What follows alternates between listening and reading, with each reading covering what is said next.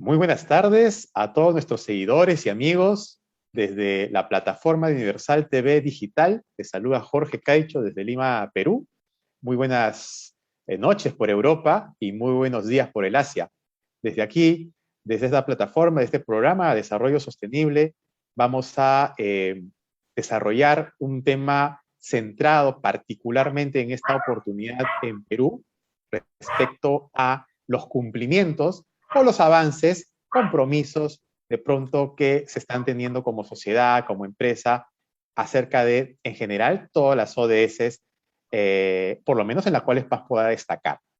Así que bienvenidos nuevamente y quiero darle, por supuesto, la más cordial bienvenida al programa a Cecilia Rizopatrón, una especialista, una experta en temas de desarrollo sostenible y responsabilidad social. Voy a dar cuenta un poco de su, expertise, que realmente me ha pasado un resumen, porque es mucho más de lo que yo estoy leyendo ahora mismo. Cecilia tiene un MBA en Corporate Social Responsibility de la Universidad de Nottingham y estudios en posgrado en sostenibilidad en la Universidad de Harvard y gestión ESG en la Universidad de Berkeley.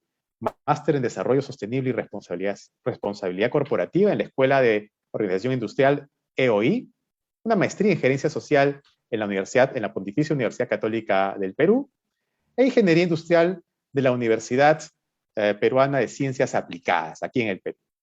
Es auditora social de SMETA, de la norma SA 8000, capacitadora acreditada por el Global Reporting Initiative, el GRI. Se ha desempeñado además durante 12 años en el campo de la responsabilidad social empresarial en el Perú, Uruguay, Ecuador, Inglaterra, desarrollando proyectos de implementación de estándares sociales, así como la evaluación y desarrollo de reportes de sostenibilidad, que domina muy bien, por cierto. Además, ella ha sido gerente de gestión de sostenibilidad de Perú 2021 por 9 años. Actualmente, Cecilia se desempeña como directora ejecutiva de Avanza Sostenible. Ha recibido el reconocimiento como British Council Fellow en el año 2004, Eisenhower Fellow 2008 y ha sido becaria de la Fundación Carolina en el año 2012. Muy bienvenida, Cecilia. Muchas gracias por tu hora que nos vas a regalar en este programa. ¿Cómo estás? Muchas gracias, Jorge Luis, por la invitación. En realidad encantada de poder acompañarlos en este programa y, bueno, poder contribuir con mi granito de arena, ¿no? Un poquito de conocimiento sobre estos temas tan importantes relacionados al desarrollo sostenible. Gracias a ti por tu tiempo. Qué importante es cuando uno comienza a revisar, hemos en el programa, en nuestras actividades también profesionales y tal, y hemos mirado los diferentes objetivos de desarrollo sostenible que congregan finalmente, conjugan una problemática global. A veces nos cuesta un poco ver qué tan afín puede ser determinada ciudad, sociedad o país en general a un objetivo solamente que es un mundo. Y a veces podemos leer de pronto lo que propone las Naciones Unidas, el PNUD, con una ODS determinada, y a veces no sentimos que esté tan vinculada a nuestras realidades cercanas. Claro, porque hay otras que reúnen realidades de otras partes del globo. Entonces, pero otras que sí. Yo creo que es muy importante el ejercicio de poder poner en contexto las ODS. Las ODS tienen que contextualizarse en cada realidad, en cada país, ciudad, región, ecosistema en general, para poder comprenderlas. Así que, como tales, como objetivos, son lineamientos para no perder una ruta, un rumbo de mejoramiento y de resolver problemas que no deberíamos tener. Algunos muy graves, y otros de repente que los estamos recibiendo o absorbiendo sin darnos cuenta, ¿no? Cambio climático en algunos lugares puede ser más fuerte, más claro, más determinante, por ejemplo, en Europa, bueno, en varias partes, Centroamérica también, y en otros países no tanto. Entonces hay conciencias más arraigadas o con más fuerzas en unas y otras, por mencionar algo. En el contexto del Perú, en el contexto de esta parte del continente, Ceci, ¿tú cómo ves que hemos reaccionado, por decirlo de alguna manera, frente a ODS, objetivos que han sido aprobados en el año 2015 por Naciones Unidas, vamos a decir así, no un balance, pero ¿cómo reaccionó el Perú frente a estas ODS en términos generales? Bien, muchísimas gracias por la pregunta, Jorge Luis. Yo en realidad quisiera hacer una pequeña reflexión sobre la data que existe, digamos, actualizada a nivel país de los Objetivos de Desarrollo Sostenible, ¿no? En el Perú, el INEI, que es el Instituto Nacional de Estadística, es, digamos, quien brinda información sobre cómo se está avanzando en los ODS, en los 17 ODS y las 169 metas. Sin embargo, la información no está actualizada, digamos, al año 2021 o incluso al 2020. Entonces hay una fuente que digamos, donde yo me baso un poco para dar información de los avances en ODS, que es el reporte de desarrollo sostenible que es desarrollado por la Universidad de Cambridge y que es un estudio del avance de cada país en los ODS de manera muy, muy gráfica, que es el SDG Index. Y definitivamente cuando uno mira los números como país, la pandemia ha afectado definitivamente el progreso a nivel mundial digamos, en el logro de los ODS, pero algo que me he dado cuenta en los últimos años, por ejemplo, es que uno de los ODS que, si bien es cierto, se ha recrudecido, digamos, digamos que el avance, ¿no? Se ha desacelerado el avance en el logro de los ODS. Hay un ODS digamos, se mantiene o se ha estado manteniendo en los últimos años como en rojo, ¿no? No avanzamos, que es el ODS 10, que es la reducción de desigualdades, ¿no? Uno de los indicadores que mide la reducción de desigualdades es el índice Gini, ¿no? Que es un poco la que mide las brechas sociales entre la gente más pobre y la gente con más recursos, ¿no? Y creo que estas desigualdades se han recrudecido también con la pandemia, y si uno mira Sustainable Development Report que está en línea, puede ver que este ODS 10 sigue en rojo, ¿no? En los últimos 3 años, 4 años, y creo que ese es el mayor desafío para un país en vías de desarrollo como el Perú, ¿no? Donde hay todavía grandes brechas sociales. Igualmente, es evidente que uno de los ODS que también se ha recrudecido el avance es en el ODS 3, que es el acceso a la salud. Nuevamente, debido a la pandemia, todos hemos visto que nuestro país ha sido uno de los más afectados y los que más les ha complicado digamos, el afrontar la COVID-19, ¿no? Hemos visto cómo no han habido camas UCI, no ha habido la oferta médica pública ha sido paupérrima y definitivamente hemos tenido casi un avance cero en el ODS 3, que es justamente salud y bienestar, ¿no?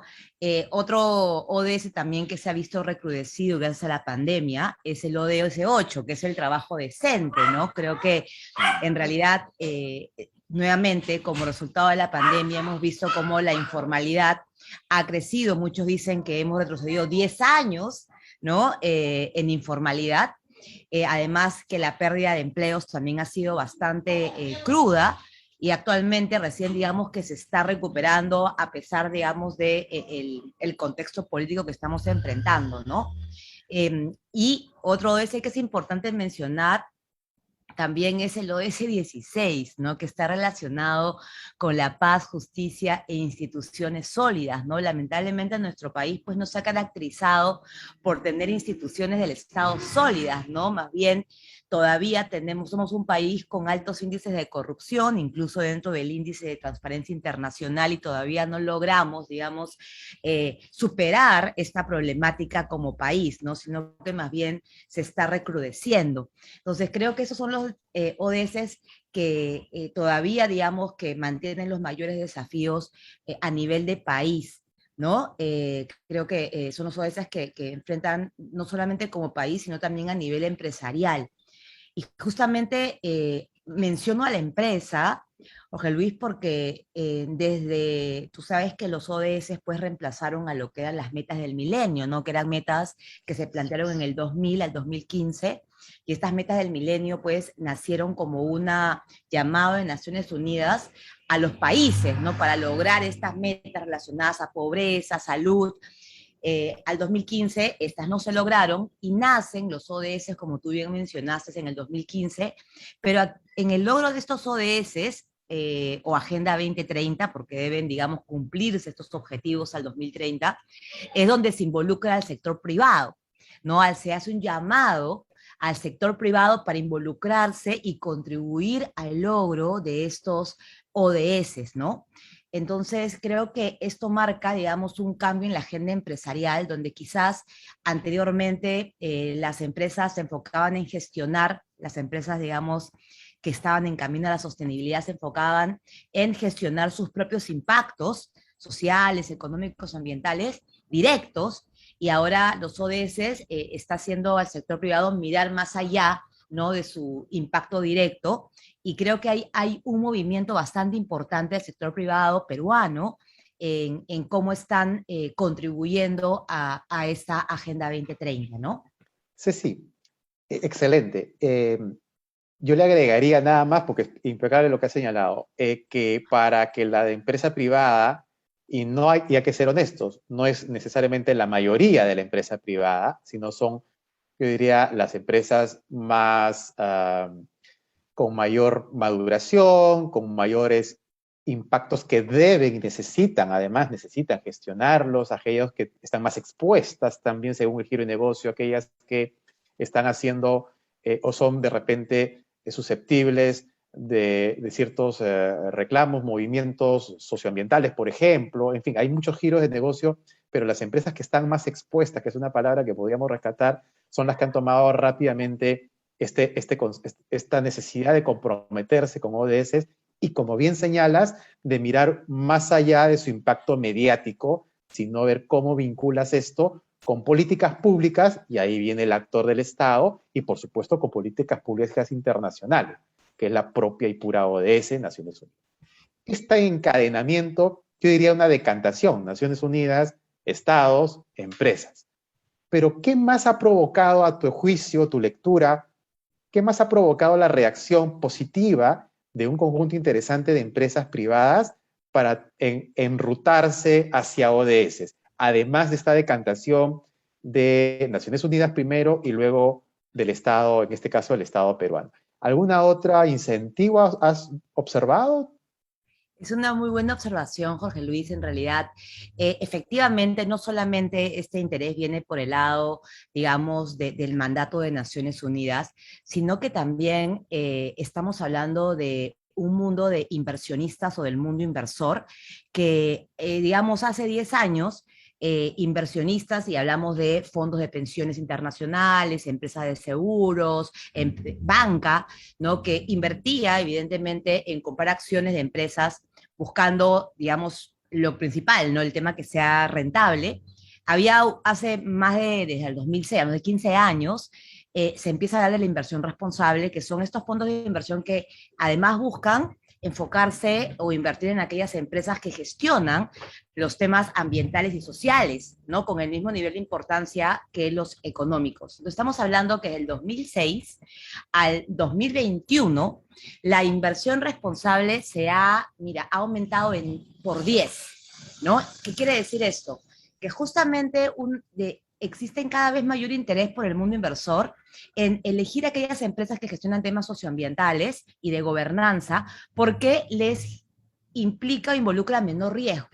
No sabemos que empresas que gestionan temas éticos, sociales y ambientales tienen mayor sostenibilidad en el largo plazo, y cualquier inversionista que va a colocar, digamos, su dinero va a buscar que su dinero crezca en el tiempo. Y una manera de garantizar ese crecimiento en el tiempo es que la empresa, pues, se mantenga gestionando todos los riesgos, no solamente los económicos, sino también los sociales y ambientales. Entonces, sí hay un crecimiento, y hay una publicación justamente que es de los fondos de inversión responsable que ha salido el año pasado, donde justamente uno puede ver cómo la inversión responsable ha crecido en los últimos 15 años de una manera exponencial.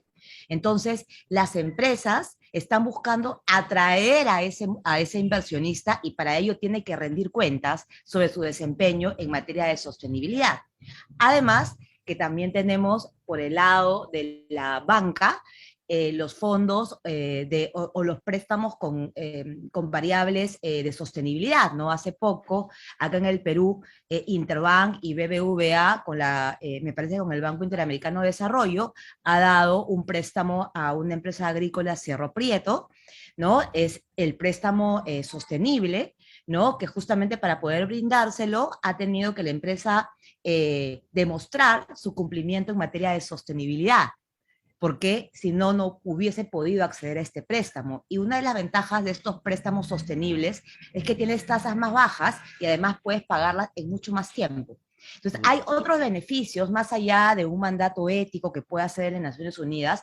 Tenemos ya mayores motivadores, o las empresas tienen mayores motivadores para poder gestionar estos temas, desde atraer fondos internacionales hasta para asegurar, digamos, la sostenibilidad en el mediano a largo plazo, hasta también poder acceder a préstamos con menores tasas y con mayor tiempo de pago. Entonces, esto es lo que, a mi juicio, ha también incentivado que las empresas no solamente gestionen los ODS, sino que también divulguen cómo los están gestionando, ¿no? De una manera de demostrar a la sociedad, a los grupos de interés, cómo ellos se están preocupando por gestionar sus impactos sociales, ambientales, éticos y cómo están contribuyendo al desarrollo sostenible.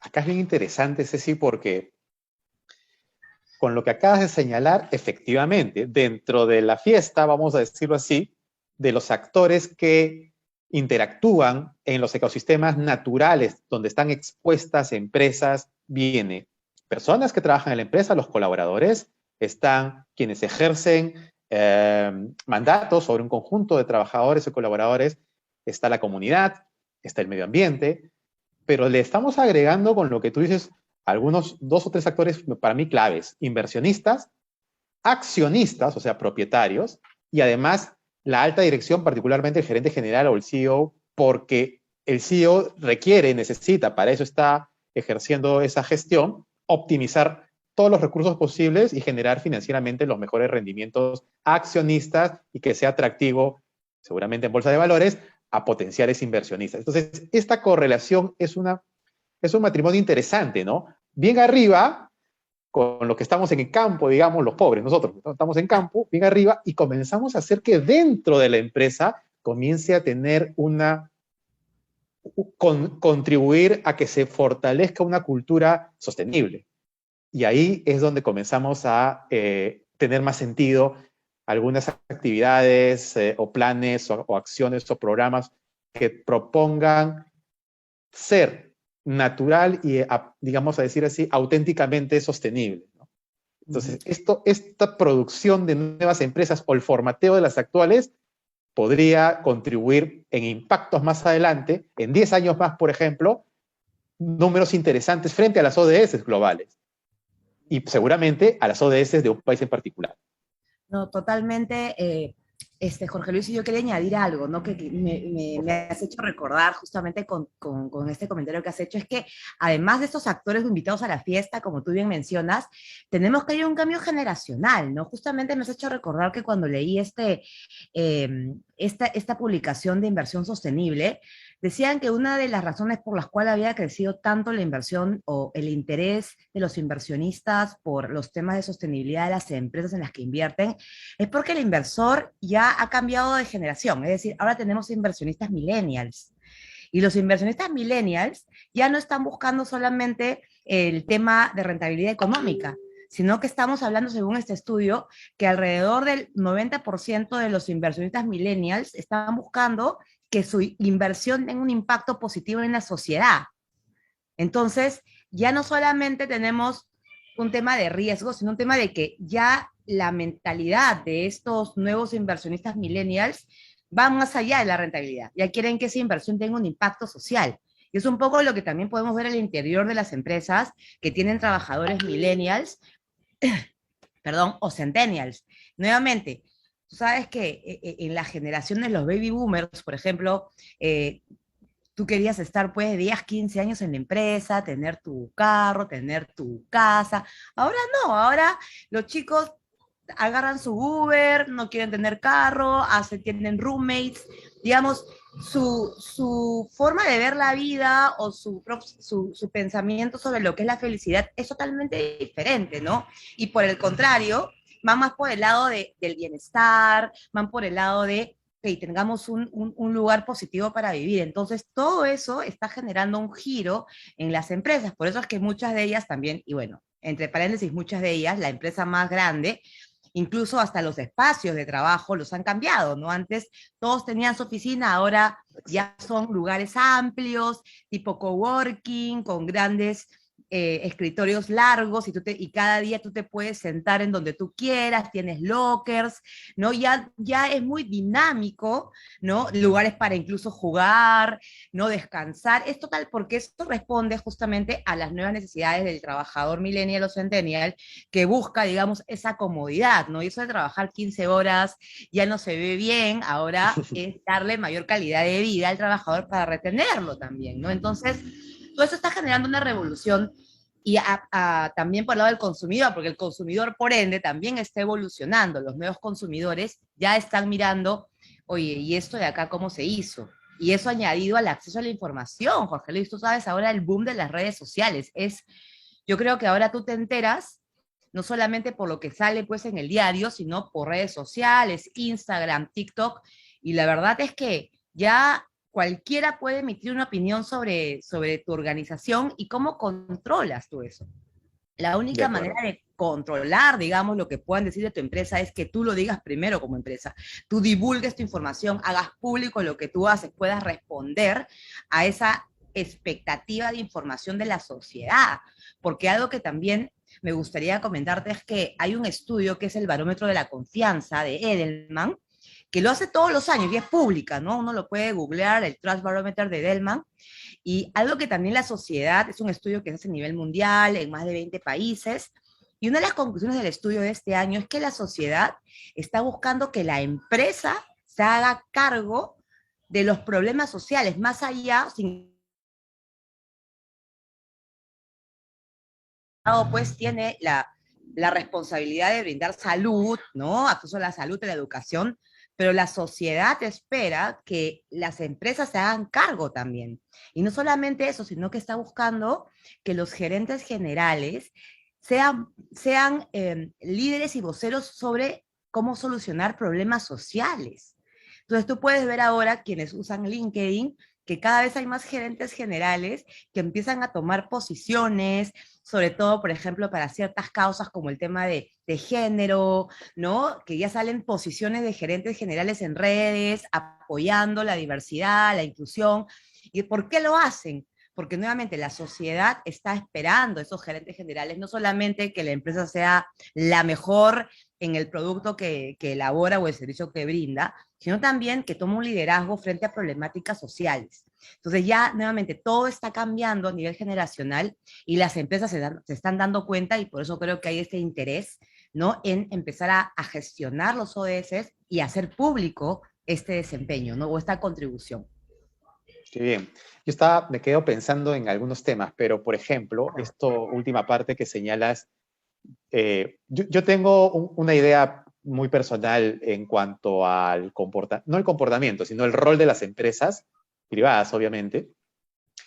Yo soy de la idea, no la he escuchado, es una creación propia, una idea propia, de que las empresas privadas, siendo personas jurídicas, deberían tener el derecho a voto, que cuente como un votito.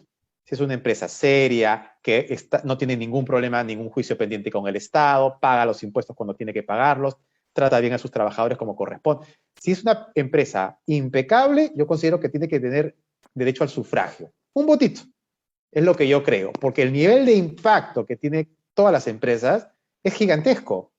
Entonces, eso es una idea un poquito más de la parte política, si quiere. Pero lo que me gusta, esto que tú señalas, que hay una tendencia efectivamente de CEOs y líderes de opinión del sector empresarial que comienzan a participar y dar a conocer sus puntos de vista y por lo tanto representan indudablemente a las empresas, que es la opinión de la empresa la que también se está manifestando a través de estos líderes. Es interesante porque el hecho de que ya estén manifestándose y contribuyendo a la sociedad con sus puntos de vista, eso hace que recuperemos, por decirlo de alguna manera, este ciclo que se ha fracturado por mucho tiempo de la poca credibilidad que nuestras autoridades en muchas partes del mundo, esto pasa, es lamentablemente medio normalizado, que las autoridades políticas, ¿no es cierto?, no nos representan, es un término que se maneja por acá también, o que no estamos de acuerdo cómo manejan la cosa pública. Y si están participando las empresas con este esfuercillo, efectivamente, hace pocos años, yo diría muy poquitos, por lo menos en Perú, es un buen síntoma. Yo diría que cada 10 años sería interesante que algunos de ellos puedan ser también autoridad o gobernante, por ejemplo, ¿no? O si no, que vayan fomentando como sociedad civil organizada justamente construir estos pensamientos y pensamiento crítico, por supuesto, y que se vayan encursando a construir una mejor sociedad con mejores gobernantes. Ojalá fuera uno o el principal intento para que eso suceda y todo funcione bien. De manera que las regulaciones, hay a veces regulaciones un poco jaladas de los pelos, pero son regulaciones, hay que respetarlas igual. Y hay otras que falta regulación o simplemente que no se hace que se cumpla regulación, en cualquier espectro, ¿no? Entonces, es porque no hay sintonía, creo yo, de algunos gobernantes para poder hacer que todo se viabilice. Por ejemplo, regulaciones ambientales para no ir muy lejos. Y no se cumplen en algunas partes sí, en otras partes se olvidan absolutamente que existen estas regulaciones en zonas aireadas y tal.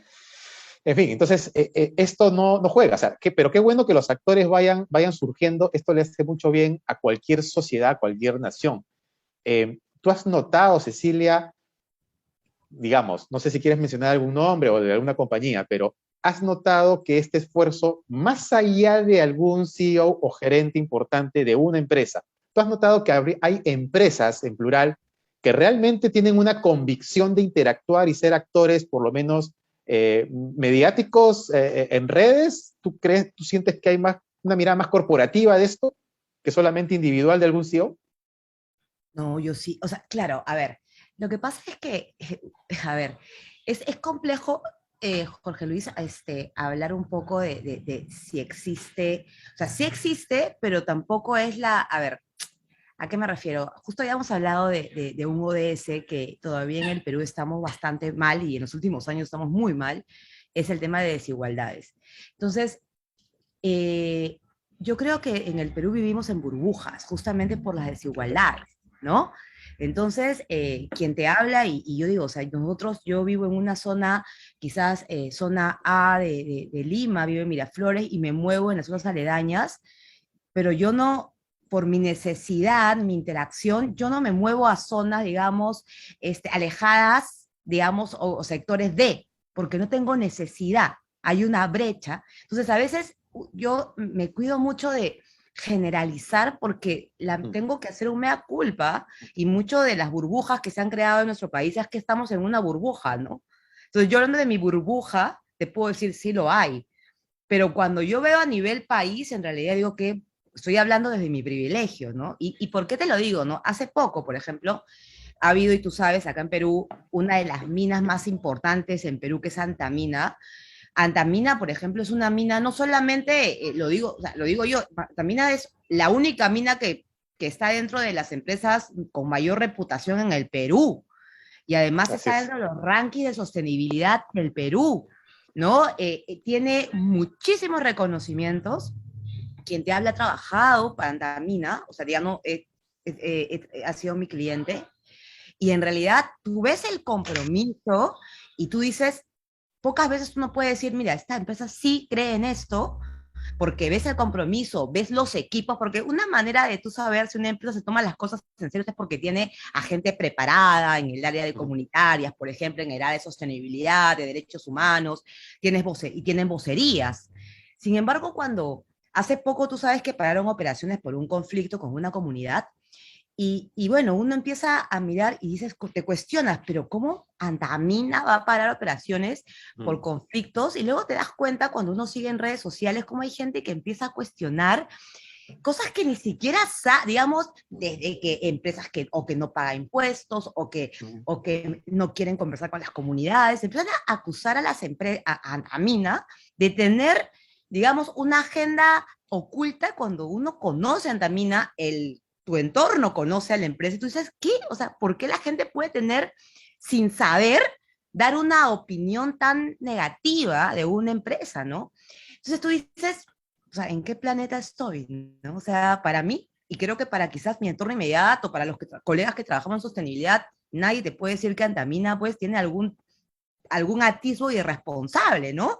Conflictos que pueden Totalmente. tener como cualquier empresa, todas las empresas sostenibles también tienen conflictos, pero jamás, o sea, todos lo reconocemos, pero creo que quizás eso no es la mayoría, ¿no? Entonces yo creo que a veces me cuido mucho y digo, bueno, pero ¿qué está pasando? Y yo creo que, si bien es cierto, las desigualdades hacen que sean estas burbujas, creo que el Estado también tiene que trabajar en dejar de generar esta lucha entre, por más que haya las desigualdades, no podemos mantener este estereotipo de que la empresa mala, la comunidad buena, y no es así, ¿no? Hay Absolutamente. muchas empresas buenas, ¿no? Absolutamente. Y hay comunidades que probablemente tienen que acercarse a la empresa, pero también utilizando las maneras o los medios adecuados. Y el Estado tiene que darles educación para que también puedan tomar decisiones informadas, ¿no?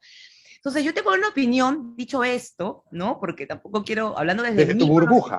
Sí, sí, sí, desde mi claro. burbuja, sí, sí he visto Vale, vale. empresas, por ejemplo, como Credit Corp, por ejemplo, que tú te das cuenta que es un esfuerzo, digamos, coordinado, ¿no? Tú ves a los gerentes generales de las diversas empresas de Credit Corp que sí tienen vocerías sobre el tema de sostenibilidad, Prima FP, por ejemplo, que tiene sus conversatorios ESG, ¿no? Y tienen Buenísimo. su área de inversión responsable, tienes al Banco de Crédito, que tiene todo lo que es YAPI, inclusión financiera, y cómo ha impactado Por en supuesto. que haya mayor inclusión financiera, todo el tema de YAPE, ¿no es cierto? Tienes a los gerentes de Credit Corp hablando de sostenibilidad, tienen un compromiso con el tema de género y sí ves un tema coordinado.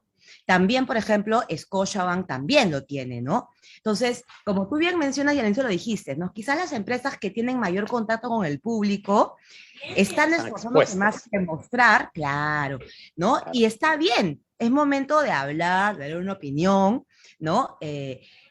Sobre cómo se está contribuyendo con la sociedad, ¿no? Pero al mismo tiempo, considero que desde el Estado también hay que esforzarse en empezar a desarrollar lazos, ¿no? Entre el sector privado y las comunidades y la sociedad, ¿no? O sea, ¿cómo lograr que haya, pues, realmente eliminar eso del malo y el bueno? No existe el malo y el bueno, ¿no? Sino que hay Sí, que fortalecer, ¿no? Diálogos, ¿no? Un mecanismo, un idioma en común para poder relacionarse. sí. Yo, por ejemplo, en el caso de esta empresa minera tan importante, Antamina, Ujú. yo estaba justo escuchando bueno, a una autoridad, ¿no? Que no importa ya la anécdota, pero yo escuchaba en vivo cómo manifestaba y cuestionaba quiénes serán los accionistas, una cosa por el estilo, casi tildándolos de promotores um, promotores de la La vacancia vacancia. presidencial, una cosa. Realmente era, bueno, no lo vamos a calificar, pero cuando yo escuché eso y lo vi, no sabía si reírme porque la ignorancia era enorme, ya lo dije ya, ignorancia era muy grande de primero cuestionar a una empresa así porque a ver qué pasa y segundo Antamina. O sea, no tiene la menor de las ideas a quién pretende, pues salió cuestionado más bien por una persona que no sabía, un ignorante, autoridad de alto nivel en el gobierno. O sea, ese tipo de riesgo, y es un riesgo ya gubernamental, ¿no? O sea, es impresionante cómo se puede equivocar una persona de esa naturaleza, ¿no? Mira, Eso fue con Antamina, pero ¿y qué importa Antamina? Porque, claro, está expuesto, las empresas que tú has señalado, que son dos bancos, Grupo Credit Corp, Scotiabank y Antamina, altamente expuestos y por lo menos altamente conscientes de que tienen que gestionarse y lo están haciendo. Hay un riesgo que voy a agregarle al pay de riesgos, digamos, que normalmente, tradicionalmente se trabajan técnicamente hablando, metodológicamente. Y tiene que ser con el riesgo al miedo. Voy a ponerlo, agregarlo un poco casi peyorativamente, ¿no? El miedo. Miedo a que, del sector privado me refiero, de las empresas, a que comuniquen mucho de lo que están haciendo. Me da la sensación que los canales de comunicación son bastante formales, muy corporativos, eso está bastante bien, se entiende, pero me parece que es muy pobre todavía comunicar a uno de los stakeholders más grandes, que es masivo, simplemente la sociedad, de lo que están haciendo. Y a veces nos estamos encauzando específicamente en alguna actividad o algún proyecto. Pero no estamos haciendo, necesariamente comunicando estas grandes empresas que están haciendo cosas súper interesantes, cuál es la cultura y cuál es la idiosincrasia que convive en ellos, que tú has narrado ahora mismo con los amigos en Credit Corp, me parece que señalabas, y cómo están completamente encadenados, concatenados, hablando el mismo idioma y haciendo tantas cosas hoy y tantos proyectos para mañana sobre lo mismo. Y esto no es conocido. Yo siento que hay una debilidad. Una vez estuve, no recuerdo el nombre del gerente, un gerente en Arequipa, zona minera, el sur del Perú, y coincidimos en un almuerzo y tal, y él mencionaba, era gente de relaciones comunitarias, y él hablábamos de ciertos temas, y él mencionó algo muy importante que decía que estaban gestionando efectivamente, es lo que su labor le mandaba, pero yo le dije algo que se quedó pensando, ¿no? Estamos hablándose ya varios años, y yo le decía, pero ¿por qué no incluyen como actor importante para comunicar lo que están haciendo a la sociedad en general, al país en general? ¿Por qué solamente comunican a los actores locales de campo? Eso es muy restrictivo. No, comuniquen todo para que la gente que está un poco más alejada, o bastante más alejada, sepamos que están haciendo cosas. Pero si no sabemos nada, para nosotros no están haciendo nada. Entonces, la sociedad en su conjunto, las personas, los ciudadanos de a pie, nosotros, es importante que estemos informados más y mejor sobre estas, felizmente, normalidades en algunas empresas, por lo menos top, para que esto se vaya contagiando también. Y no es muy fácil comentar en redes, también tú lo decías. Hay gente que ha criticado a Antamina sin tener idea, ni siquiera creo que saben que Antamina creen que se escribe con H, así de desconocidos. O sea, gente que no tiene idea de lo que es Antamina. Antamina es un ícono importantísimo en el Perú como empresa líder años consecutivos, muchísimos años. No sé qué opinión te merece. Mira, en realidad, sí, a mí, mira, Antamina creo que ha sido una de las, ellos tienen un reporte de sostenibilidad del 2009. O sea, es decir, no hay nada oculto con respecto a quiénes son los dueños de Antamina, que el ministro de Justicia, ahora, luego se retractó, pero digo, o sea, tan alegremente hablamos sin conocer, ¿no? Entonces, ahí yo me cuestiono, y ahí lo que tú dices es muy importante, ¿no? Yo creo que, y estoy totalmente de acuerdo contigo, en que las empresas sí están comunicando, digamos, las empresas más grandes están comunicando, pero quizás no como deberían y a todos los públicos. Creo que todavía no le da la importancia a la comunicación, ¿no? Digamos, yo tengo una expertise en el tema de reporte no financiero, ¿no? Entonces, sí hay empresas que reportan toda la parte de sostenibilidad, pero no, la idea de llegar, como tú bien mencionas, digamos, a la comunidad local o al proveedor o a las autoridades, un solo documento no funciona. Tienes que identificar qué medios de comunicación funcionan mejor para cada grupo de interés. Probablemente a la comunidad no les sirve un documento, no les vas a mandar un link a una web, no, o sea, con ellos hay que invertir, quizás, qué sé yo, en un taller, en una presentación, ¿no? En el centro comunal, mira lo que estamos haciendo. Entonces, ese esfuerzo, ese plus, o hacer, digamos, un brochure o un resumen ejecutivo, digamos, de ese reporte para el proveedor o para el gobierno, es algo que todavía falta hacer por las empresas. No hay, digamos, a mí me encantaría, y en algún momento creo que, así como hacen sus propagandas en la televisión, ¿no? Sobre sus productos y servicios, lo mismo hagan con el reporte, ¿no? Exactamente. Con esta comunicación. Pero por otro lado también, Jorge Luis, es un tema y un temor también de generar expectativas, ¿no? Yo te cuento una anécdota. Mira, uno de los indicadores de divulgación del GRI, por ejemplo, que es el estándar más reconocido a nivel mundial, es que tú hagas público no solamente tus ingresos, sino también cuánto has pagado a colaboradores, cuánto has invertido en la comunidad. Entonces yo tenía trabajé con un cliente que como el indicador te pedía, no tenía que poner ingresos tanto, paga proveedores del año tanto, inversión en la comunidad tanto. Entonces, publicó y a los 6 meses tiene un conflicto en la comunidad porque le dice, ¿dónde está esta plata? He leído en tu reporte, hay $600,000, ¿dónde están? ¿No? Entonces, y ahí es cuando la empresa dice, no, ya no hay que reportar todo, ¿no? ¿Por qué? Porque pasaba, no era porque no era verdad, sino que de esos $600,000, por ejemplo, un porcentaje, esta empresa tenía una fundación, entonces un porcentaje de esos $600,000 era para pagar la planilla de la fundación, porque tenían sus profesionales, entonces eso no se explicaba en el reporte, entonces la comunidad decía, oye, ¿dónde está esa plata, no? Entonces, y también ese miedo a generación de expectativas también es un temor de todas las empresas, ¿no?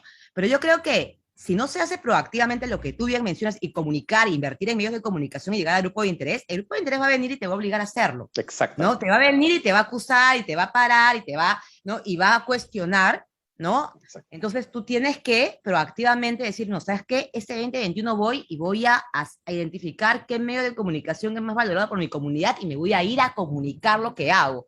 Y me voy a comer el conflicto, porque finalmente, si tú respondes, Jorge Luis, o sea, yo te digo, mira, he invertido $1,000,000 en la comunidad, a ver dónde está, hasta acá, tanto a educación, tanto, ¿cuál es el problema?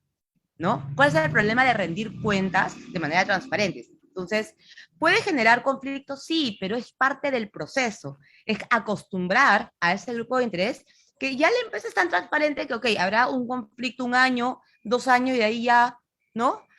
Mira, mira, hay estudios que indican que cuanto más transparente eres, menos conflictividad tienes. Porque ya normalmente los grupos de interés tienden Se a diluye. reclamar a Claro, el menos argumento se se diluye. O no diluye, dura. Claro. no Es dura, peor. Sí, claro. efectivamente. ¿Sabes qué, Ceci? Yo me quedé, me has hecho recordar, ahora que te escuchaba con atención, en el caso particularmente, generalicemos, del sector minero o extractivo en general, industrias extractivas, Sí, sí. la experiencia, por lo menos en el Perú, y algo, claro, el bueno y el malo, tú decías, qué bien, ¿no? Aquí, efectivamente, ¿no? La empresa es mala, la comunidad son buenos, y bueno, pues ahí interactúan, ¿no? En realidad hay de todo un poco, digamos, bajo el sol, de todo hay un poco. Y les diría, para hablar de la comunidad, y no hablemos de la comunidad nada más, hablemos en general de los pobladores y de la sociedad fuera de la empresa, Ujú. Han sido beneficiadas en diferentes formas, diferentes maneras, sustituyendo el rol del Estado, porque el Estado celebra contratos ley, así se llaman, contratos ley, con cada empresa grande que va a invertir en zonas aledañas, rurales y demás, para hacer las extracciones necesarias y cumplimiento social y demás, licencia y todo lo demás. Pero en realidad, claro, como está condicionado en este contrato ley para ejercer el rol del Estado, la empresa privada, es natural que los pobladores vean a la empresa privada como el responsable de que me tiene que resolver los problemas. Y en realidad es el Estado que no sabe gestionar y prefiere que lo haga la empresa como parte obligatoria para que pueda explotar o extraer y hacer negocios. Entonces, eso es una cultura que se ha apoderado muy fuertemente, creo, por lo menos en esta parte del Perú, del mundo, digamos. Uno. Dos, que como ya hay una dependencia con la empresa, que está cerca, medianamente cerca, las comunidades y poblaciones, hay gente buena y gente mala, pues. O sea, lo que trato de decir es, hay un montón de mafias. Es increíble el volumen de mafias organizadas que lo que hacen es exigir y chantajear a las empresas privadas. Casi son cupos. Y eso no se habla ni una palabra, como si la comunidad o los pobladores o las personas fueran muy buenas personas, casi ángeles caídos, y resulta que la empresa privada sigue siendo mala, cuando son chantajeados permanentemente por gente absolutamente mafiosa y o sea, si no te cierro la carretera, si no te tapo el camino, y hay una serie de condicionamientos sociales. Ese es un conflicto social, pero delincuencial, que no se menciona, y claro, la empresa está un poco atada de manos, porque está súper lejos, no hay ninguna autoridad a la cual reclamar si es que tuviera que continuar con este tipo digamos, de chantajes, ¿no? Y de eso no se dice nada. Debería haber un estudio para que pueda visibilizarse y el Estado, que también señalabas tú hace minutos atrás, también ejerza su rol y no se desentienda, peor aún, lo que hace es jugar al bueno y al malo, y es preferible al votante. Por eso es que yo te decía, Ceci, a mí me gustaría que la empresa privada tenga derecho a voto. Un votito, cuesta ¿no? Igual que el mío o el tuyo, un votito. Empresa, persona jurídica, cumple todas sus obligaciones, paga todos sus tributos, respeta las leyes muy bien, a las normas legales, laborales, etcétera. Un voto, un votito, pero que sea actor, porque lo va a comprometer a que también participe hasta donde le corresponda de la cosa pública y de la sociedad y los problemas de la sociedad en general. y se le reconozca por lo menos un derecho que para mí es elemental, siendo un generador de empleo y de la posibilidad de construir bienestar y, ¿por qué no?, desarrollo sostenible, ¿no? Como un actor absolutamente de impactos importantes, ¿no? No sé qué reflexión te lleve esto, ¿no? Mira, Jorge Luis, yo de verdad que estoy de acuerdo contigo de que hay definitivamente actores de organizaciones que influencian en las comunidades y que generan conflictos. Pues lo que yo me cuestiono es, ¿qué es lo que puede decirle una entidad externa, se llama ONG, Organización de la Sociedad, y cómo puede influenciar en una comunidad, ¿no? Que ya de por sí tiene a su gente trabajando en el proyecto minero, o en la minería, o en la empresa, le están dando trabajo, o como trabajador o como proveedor. Está viendo que la empresa le está dando empleo, ingresos, y aún así se deja influenciar por un ente externo. O sea, digo, ¿qué puede decirle? Y ahí quizás también es mi ignorancia, ¿no? ¿Qué puede decirle, ¿no? Si yo a mí me está dando trabajo una empresa, me está contratando a mi esposo para que le provea un servicio, y viene alguien a decirme, oye, tienes que parar a la empresa, y usted está loco, ¿no? Si yo estoy beneficiándome de la empresa. Entonces, ¿qué cosa le puede decir? Y yo digo, o sea, ahí hay algo que también no es tan blanco y negro, ¿no? Digo, o sea, yo creo que ahí es complicado, y yo ahí sí me encantaría llamar a un antropólogo, relacionista comunitario que haya vivido esas experiencias, porque digo, ¿cómo hacer, no? Para que, o cómo evitar estos conflictos, ¿qué puede hacer la empresa o qué debería también hacer el Estado, ¿no? O por qué la comunidad se deja influenciar, ¿no? Por estos grupos externos para poder parar o no una operación, ¿no?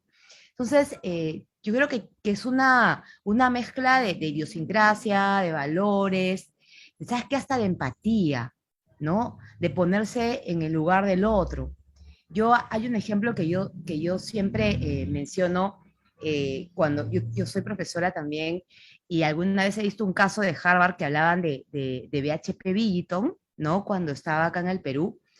Ellos tienen una práctica el caso hablaba de que llevaban a sus gerentes de la mina a vivir en la comunidad una semana para generar esa empatía, para generar esa problemática. Mira lo que es vivir sin agua, mira lo que es vivir sin luz, mira las interacciones familiares, ¿no? Entonces yo creo que si no nos ponemos en el lugar del otro, no lo vamos a poder entender. Entonces, por más que yo pueda decir, mira, me parece mal que una persona no tenga agua ni desagüe, no voy a poder entender ese sentimiento hasta que yo no lo haya vivido. O sea, yo no puedo dar una opinión porque no lo he vivido. Nunca lo he vivido. Entonces, a veces yo creo que tenemos que generar también esa empatía, ¿no? Esa empatía con esas comunidades, ¿no? Oye, ¿por qué te dejas influenciar? ¿Qué está pasando, no? O sea, no creo que ahí hay yo creo que también la empresa es culpable en el sentido de que no generó esa empatía o ese enganche con la comunidad, ¿no? De decirle a esos actores negativos, oye, no, o sea, yo estoy bien, o sea, estoy apreciando, estoy agradecida con la empresa por el empleo, por los ingresos, ¿no? Y obviamente un factor importante es el tema educativo, y ahí el Estado, pues, es fundamental, Jorge Luis. O sea, sabes que cuanto más acceso a la información que tú tengas, pues mejores decisiones tomas. Y lamentablemente estos grupos, ¿no? Se aprovechan de la ignorancia también de la gente, ¿no? Entonces creo que no sé, es una problemática que no puedo dar una solución, pero creo que la educación definitivamente es fundamental. Entonces, ¿cómo enfrentar, ¿no?, esa problemática? Y lo óptimo sería que Estado y empresa pues puedan trabajar juntos por eso, ¿no? Pero aparentemente no se puede lograr, ¿no? Increíble, ¿no? Me quedo un poco reflexionando en lo siguiente, ¿no? La herramienta tan importante que es el GRI, el Global Reporting Initiative, que tú dominas muy bien además, que se está haciendo un esfuerzo metodológico muy interesante para integrar en un solo reporte diferentes puntos de vista, no solamente el interés que el GRI propone como es regular, sino también inclusive con ODS para reportar, inclusive Pacto Global. Y cada vez se va perfeccionando y mejorando y profesionalizando. Yo creo que esta herramienta, que está en proceso de maduración permanente y mejora, yo creo que tiene que ser mejor utilizada. Por ejemplo, ¿no? Que el reporte pueda arrojar O sea, que tenga la versatilidad de poder comunicar, por ejemplo, para los que puedan comprender, entender o les interesaría conocer qué hace esta empresa en ODS. Ah, esto, o sea, en un solo paper, digamos, ¿no? O si está sistematizado mejor. ¿Qué hace esta empresa en temas sociales? Y solamente aparece eso. Lo que trato es de poner a diferentes públicos de interés que pueden ser críticos o no críticos o académicos o lo que fuese, que puedan ver aquella parte, aquel ángulo que le interesa ver, por afinidad, por profesión, por vocación, por lo que sea. Y poder mirar esa parte. Esa versatilidad, creo que todavía estamos muy pronto, pero está madurando muy bien el reporte y la metodología. Pero siento que esa mirada que personaliza un poco los intereses de los diferentísimos actores que estamos alrededor, podría ayudar. Y lo digo porque cuántos aportes valiosos han hecho empresas que has mencionado hoy, otras más que están allí haciendo cosas interesantes que no sabemos, porque en ESG, perfecto, ¿no? O en ambiental, social y gobernanza, para los que no recuerdan el término, está muy bien, que tiene que ver el core del green, pero, y de repente la crítica puede ser más en políticas públicas, y ahí tiene que ver con ODS, no solamente ESG, que es de interés mediático por impactos. Por eso lo decía, ¿no? Para un poco también, además, quienes queremos argumentar, no digo defender, pero por lo menos poner sobre la mesa la realidad, qué está haciendo o qué no está haciendo esta u otra empresa, tienes el reporte, lo revisas y das cuenta, como información, como lo que es. Y podemos tener un punto de vista que pueda ser, podemos discutir qué tan cierto es o qué tan no cierto es para corroborar, si quieren. Y nos vamos a un tema de contenido objetivo y no entrar en este globo terrible de la subjetividad que simplemente por ser empresa privada y por ganar muchos millones es malo. Estamos en un círculo ahí absolutamente infantil, yo diría, pero absolutamente arraigado lamentablemente también, ¿no?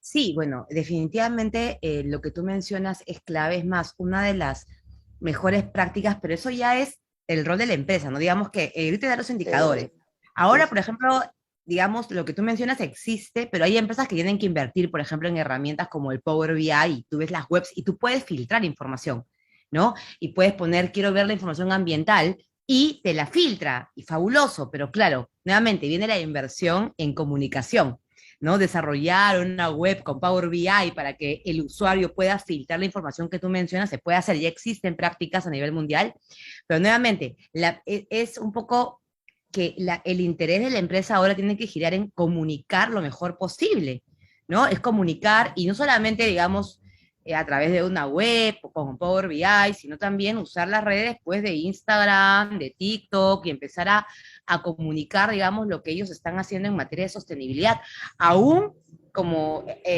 superando este temor de generar expectativas o críticas, ¿no? Porque finalmente la crítica también nos ayuda a mejorar y si no es, digamos, es una crítica que no tiene fundamento, también poder responder, ¿no? Y creo que la empresa va a verse obligada a hacer eso, a comunicar más y a saber responder a las críticas, ¿no? Porque Exactamente, parte de la transparencia, ¿no? Es exactamente. parte de la transparencia, sí, sí, sí.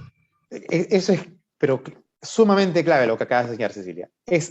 Pero sí, creo que es medular, ¿no? Casi al ADN. Si tenemos un cuerpo de ejecutivos y colaboradores en una empresa que puede dar cuenta, informar, encuadrar, orientar aquello que está informando la empresa en forma abierta corporativamente y poder resolver las dudas o también refutar aseveraciones inexactas, están así de preparadas, esa es una empresa que ha madurado.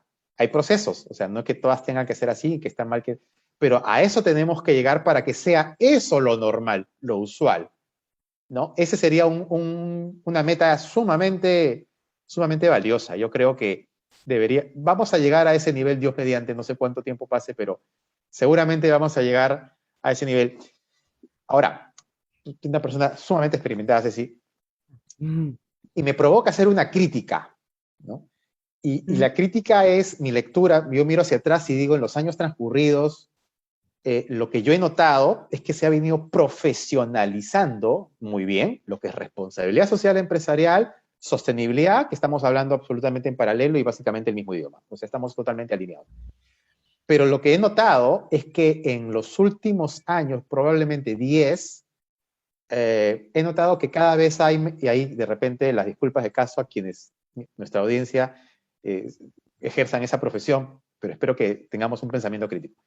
Las personas que manejan comunicaciones han estado normalmente viendo responsabilidad social para comunicar las cosas que eran buenas prácticas. Yo siempre digo, las buenas prácticas son literalmente el siglo pasado. Hoy hablamos de certificaciones y estándares globales. Si queremos hablar de cosas buenas, nos equivocamos de era. Y segundo, eso estaba propiamente para comunicar una buena práctica, una buena acción, una buena actividad, un proyectito, un voluntariado. Y qué bueno que sea, ojalá se triplique o 10 veces más. Pero lo que estábamos usando un poco, yo diría malacostumbrando a algunas empresas que estuvieron en esa línea, espero que ya todas retornen a un carril natural, es de utilizar esas buenas prácticas y muy bien intencionadas seguramente, pero que son, pero digamos, utilizarla desde un punto de vista de marketing puro, ¿no? Y ahí es donde el comunicador, a mi entender, porque yo he visto muchos comunicadores que manejan RC, no sé tu experiencia, y lo que han hecho es un poco traicionar, entre comillas, la concepción de responsabilidad social corporativa o empresarial, que no es filantropía, como tú perfectamente lo conoces y lo sabes. Y eso le ha hecho daño a hablar en un lenguaje social, de pronto, en el lenguaje de las empresas. Entonces, casi muchas empresas, algunas hasta hoy yo escucho, que sienten que responsabilidad social sigue siendo la filantropía. Y digamos, todavía hay, y no son pocas. Entonces, eso es algo que ha venido felizmente superándose, y lo que yo he visto, Ceci, no sé tu experiencia, es ver profesionales de contenido más que de comunicar lo bonito de algo o lo impacto simpático coyuntural de en algún momento, pero que hacen contenidos en proyectos, en programas, en sistemas de gestión. Yo siento que se profesionaliza, es el término que estoy manejando, y yo diría, está sucediendo en los últimos 8 años, de repente, más notoriamente por esta parte, acá en el Perú. No sé tu experiencia. Sí, claro, lo que tú mencionas es cierto, ¿no? Yo creo que las empresas siempre han estado acostumbrados a comunicarlo, como es lo que no es el primero, el marketing, ¿no? O sea, hablar de lo lindo de tu producto, tu servicio, el área de comunicación es que comunica lo bueno, lo bonito de tu empresa, los conflictos, eso no se comunica. Entonces, cuando empieza a nacer, no solamente el tema de responsabilidad social, que evoluciona a sostenibilidad, sino cuando se empieza a hablar de disclosure, o sea, de divulgación de la información, no se logra entender y es como que un sabor amargo para las áreas de comunicaciones típicas el decir, oye, tengo que divulgar también los accidentes que he tenido, las fatalidades que he tenido, los conflictos que he tenido, las huelgas que he tenido.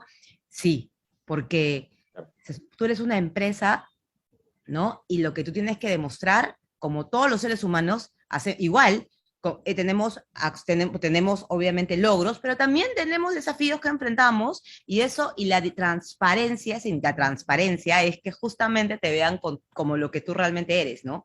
Entonces, creo que todavía ahí hay ¿no? Como que todavía las áreas de sostenibilidad lo entienden, ahora hay más áreas de sostenibilidad, pero sí hay como que todavía es difícil, ¿no? Enganchar con el área de comunicaciones justamente cuando se tiene que hablar de las cosas que no son bonitas o que no son logros, ¿no? Y no se entiende que la transparencia es eso, es como una memoria anual para accionistas, ¿no? Tú ves cualquier memoria anual y que todas son auditadas, pero a una empresa pues no le gustará decir que tiene una rentabilidad negativa o que ha bajado su rentabilidad el año, pero no puedes engañar, tienes que ponerla en tu memoria anual, porque eso va para accionistas. A nadie se le ocurriría, no, cambia este número, ¿no? Y al que alguna vez lo ha cambiado ya se va a la cárcel, ¿no? Y lo mismo tiene que ser para tus grupos de interés. No solamente para el accionista, tú tienes una memoria auditada o una memoria anual con todos tus números financieros, ok, que ni se te ocurriría modificarlo. Lo mismo pasa para con el grupo de interés. Entonces, también el grupo de interés tengo que ser transparente y decirle, mira, sí, efectivamente, pues he mejorado el clima laboral, muy bien, pero también he tenido 2 fatalidades, ¿no? Y les estoy gestionando para mejorar, digamos, mi desempeño en materia de seguridad y salud. ¿No es cuál es el plan de acción para no cometer o que no haya esos errores? Pero claro, totalmente de acuerdo contigo, creo que todavía hay una falta de... Es difícil, nuevamente, ¿no? Un país donde hay tantas brechas sociales y donde a veces como hay este tipo de lucha de clases, y, ¿no? Que dices algo malo y de ahí te pueden agarrar de ahí y puede generar algún tipo de conflicto, pero bueno, estamos en nuestro país, en Perú, y tenemos que enfrentar ese desafío de ser transparentes y de estar preparados para poder responder. Y ahí también la importancia, Jorge Luis, de las vocerías, ¿no? Siempre se habla de las vocerías a nivel de, oye, ¿quién va a ir a hablar de la empresa, ¿no? Pero la vocería es para hablar bien y para poder rendir cuentas en casos de crisis. También Correcto, hay que tener vocerías. por Ahora supuesto, no funciona el hecho que entre un conflicto nadie diga nada. No, tienes que ir y dar cuentas, decir, bueno, pasó esto, estamos tomando acción y tenemos que tener, pues, mínimo, no podemos ahorita ninguna empresa tener un gerente general que no puede, pues, enfrentar a una cámara, enfrentar una entrevista. O sea, eso, completamente, mira, absolutamente, ya no debe existir, tiene que por saber. supuesto.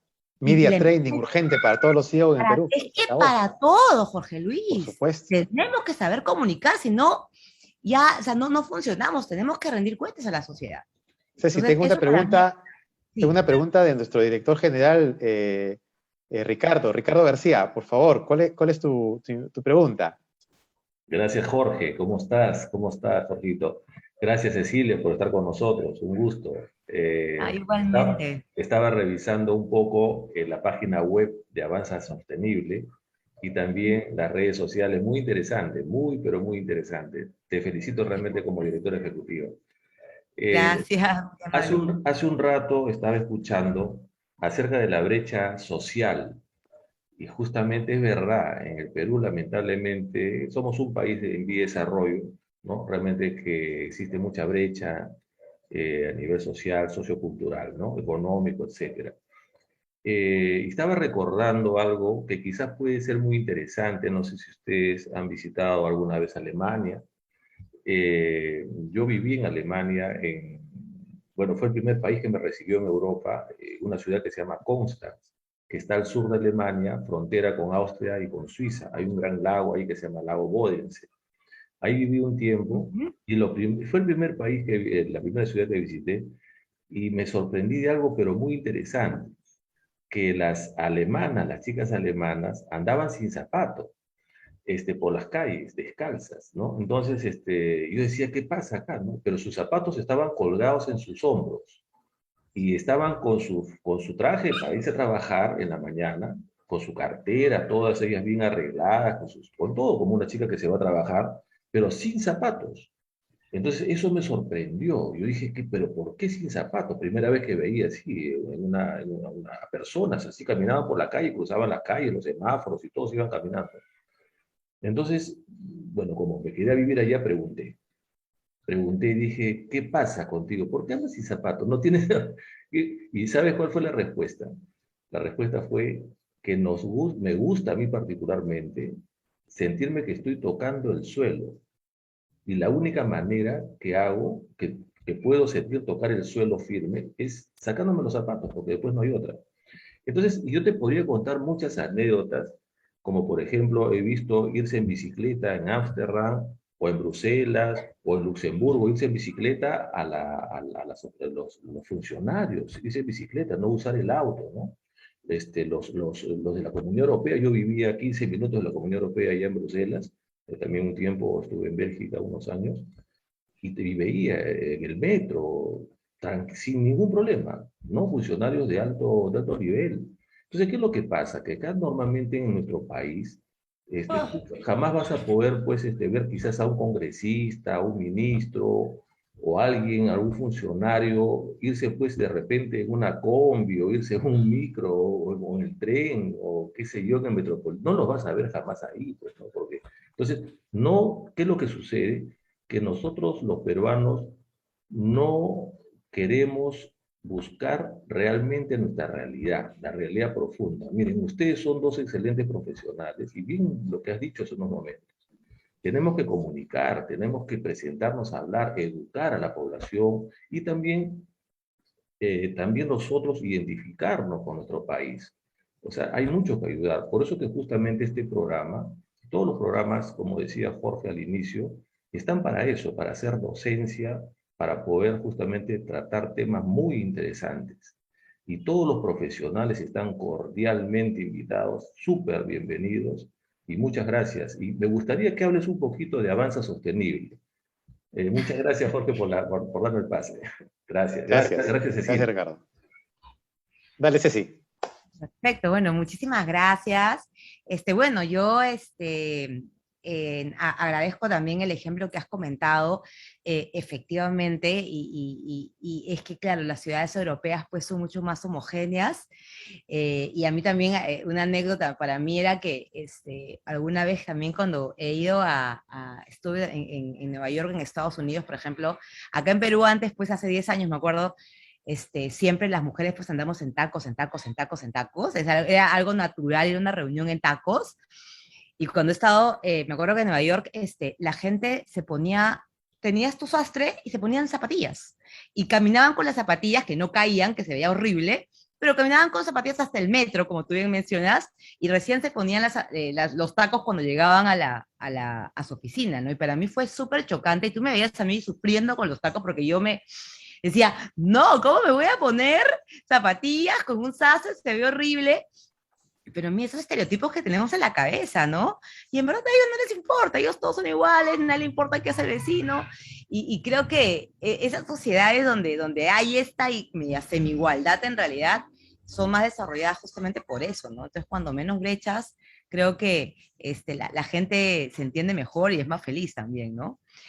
Bueno, con respecto a Avanza Sostenible, nosotros somos una firma de consultoría que ya tenemos 7 años en el mercado peruano, y en verdad nacemos como una organización que buscaba ayudar a las empresas a justamente integrar estos aspectos éticos, sociales y ambientales en la estrategia de negocios.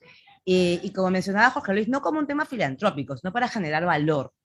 Por eso es que nosotros trabajamos con estándares, ¿no? Desde el GRI, que es un estándar de reporting, como otras normas como la S8000, SMETA, digamos, Pacto Mundial, y que son estándares que son exigidos por el mercado en materia de sostenibilidad, y bueno, quien te habla es ingeniero industrial, entonces yo siempre voy por lo concreto, por el número, por el indicador, y esa es un poco la idea nuestra, ¿no? Generar valor a las empresas y un poco ayudarlos a adaptarse a estas nuevas demandas en materia de sostenibilidad, y también demostrarles cómo generar valor, ¿no? Y existe un estudio y que siempre se cuestiona qué tan relacionado está el desempeño económico a una gestión responsable con el medio ambiente y la sociedad. Y efectivamente ya existen estudios, y la Universidad de Harvard hizo un estudio en el 2015, donde demostró que las empresas que gestionan sostenibilidad, pero no como filantropía, sino que gestionan sus temas de sostenibilidad relevantes, logran tener un 6%, el valor de sus acciones son 6% mayor que aquellas empresas que no gestionan el tema de sostenibilidad, pero ojo, gestionar temas relevantes, temas que efectivamente representan un impacto para la empresa, ¿no? Como por ejemplo, si yo soy una empresa minera y yo gestiono un muy buen proyecto de reciclaje de papel, está bien, pero eso no es relevante para una minera. Para una minera está gestionar adecuadamente sus relaveras, gestionar adecuadamente la gestión con comunidades. Entonces yo, desde Avanza Sostenible, ayudamos a las empresas a identificar cuáles son esos aspectos de sostenibilidad claves que generan valor al negocio y evidentemente representan expectativas relevantes en los grupos de interés para enfocarse en su gestión. Entonces, eso es lo que trabajamos desde Avanza Sostenible con el sector privado. Excelente, Ceci. Muy Muchas bien. gracias. Muchísimas gracias. Gracias por regalarnos un poquito más de una hora de tu tiempo. Encantadísimo haberte tenido en el programa. Sí, nos ha ganado el tiempo. Te agradezco, Ceci. Y nada, seguramente te tendremos en otra oportunidad para que podamos seguir interactuando y compartiendo un poco nuestras experiencias. Muchísimas gracias, en verdad, por la invitación, Jorge Luis. Muchísimas gracias, de verdad, porque en realidad se ha pasado volando el tiempo, y bueno, espero poder haber contribuido con mi granito de arena a ampliar un poquito, ¿no? El avance de Perú en materia de ODS, ¿no? Y en sostenibilidad en general. Muchas gracias. Gracias, Ceci. A nuestros amigos conectados, muchas gracias por estar en este programa, en esta edición, y que les vaya muy bien. Hasta siempre y, por favor, cuídense mucho. Adiós, muchas gracias. Chao, Jorge Luis, cuídense. Nos vemos.